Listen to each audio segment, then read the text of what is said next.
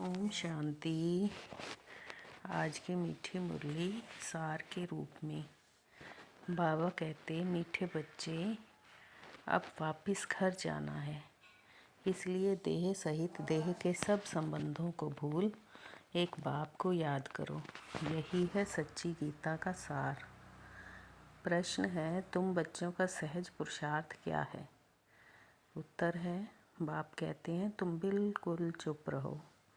चुप रहने से ही बाप का वर्षा ले लेंगे। बाप को याद करना है, सृष्टि चक्र को फिराना है। बाप की याद से तुम्हारे विकर्म विनाश होंगे, आयु बड़ी होगी और चक्र को जानने से चक्रवर्ती राजा बन जाएंगे। यही है सहज पुरुषार्थ। ओम शांति। मीठे मीठे रूहानी बच्चों प्रति रूहानी बाप फिर से समझा रहे हैं। रोज़ रोज़ समझानी देते हैं। बच्चे तो समझते हैं, बरोबर हम गीता का ज्ञान पढ़ रहे हैं कल्प पहले मुआफिक, परंतु श्री कृष्ण नहीं पढ़ाते। परम पिता परमात्मा शिव हमको पढ़ाते हैं। वही हमको फिर से राजयोग सिखा रहे हैं। तुम अभी डायरेक्ट भगवान से सुन रहे हो। बाप जब सच्ची गीता आकर सुनाते हैं तो हम सदगति को पाते हैं। मनुष्य यह नहीं समझते। बाप जो सर्व का सदगति दाता है, उनको ही याद करना है। गीता भर पढ़ते आए हैं, परंतु रचयिता और रचना को न जानने के कारण नेति नेति करते रहे। सच्ची गीता तो सच्चा बाप ही आकर सुनाते हैं।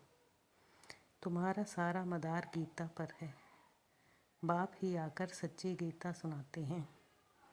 बाबा रोज़ इस पर ही समझाते हैं। बच्चे तो आत्मा ही हैं। बाप कहते हैं, इन देह के सारे विस्तार को भूल अपने को आत्मा समझो। आत्मा शरीर से अलग हो जाती है तो सब संबंध भूल जाती है। तो बाप भी कहते हैं, देह के सब संबंध छोड़ अपने को आत्मा समझ, मुझ बाप को याद करो। अभी घर जाना है ना।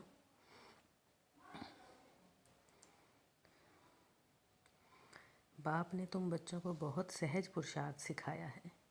सबसे सहज पुरुषार्थ है तुम बिल्कुल चुप रहो। चुप रहने से ही बाप का वर्षा ले लेंगे। बाप को याद करना है, सृष्टि चक्र को याद करना है। बाप की याद से तुम्हारे विकर्म विनाश होंगे, तुम निरोगी बनेंगे, आयु बड़ी होगी। चक्र को जानने से चक्रवर्ती राजा बनेंगे। अभी हो नर्क के मालिक, फिर स्वर्ग के मालिक बनेंगे। स्वर्ग के मालिक तो सब बनते हैं, फिर उसमें है पद।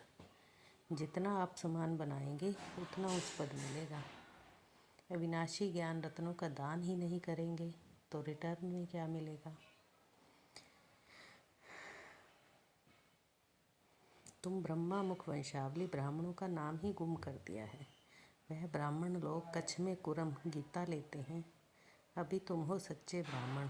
तुम्हारी बुद्धि में है सत्यम, तो तुम्हें नशा रहना चाहिए। हम तो श्रीमत पर स्वर्ग बना रहे हैं। बाप राजयोग सिखला रहे हैं।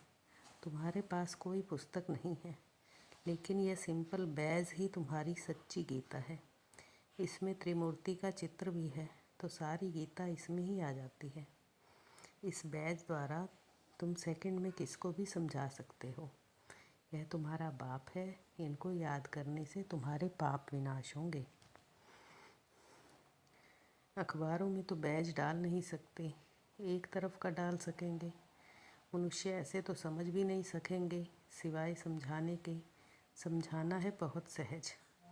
यह धंधा तो कोई भी कर सकता है। भल खुद याद ना भी करे, दूसरों को याद दिलावे, वह भी अच्छा है। दूसरों को कहेंगे देही अभिमानी बनो, और खुद देह अभिमानी होंगे तो कुछ ना कुछ विकर्म होता रहेगा। पहले पहले तूफान आता है मनसा में, फिर कर्मणा में।